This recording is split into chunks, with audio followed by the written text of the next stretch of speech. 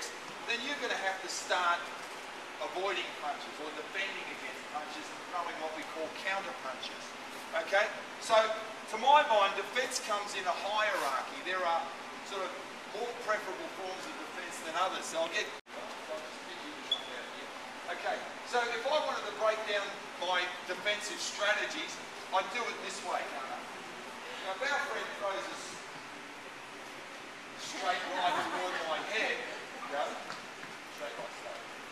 My first option and my least preferable one is a block. Okay?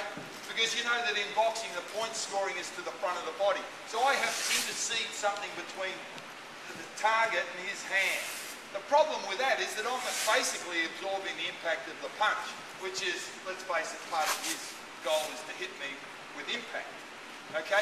The other problem is, when he throws the punch, is that I've got my other hand, I've got one hand tied up, so I can't actually use it effectively. Okay? So blocking would be the least preferable of your options.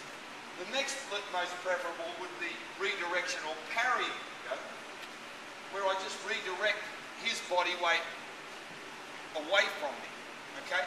You know, parrying like in sword play, in shape. Okay, so I parry his punch. The problem there, throw it again, is that I still have one hand tied up as I work. Yeah? The next most preferable option is what we call evasion, and that's what we're going to cover today.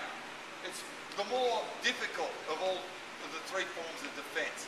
And it's evasion, he'll throw the punch, I avoid it altogether. Okay, I've slipped it.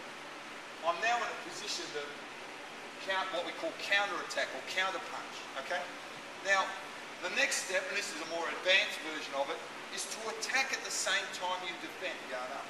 So if you throw the punch, I slip the punch and attack all into one movement.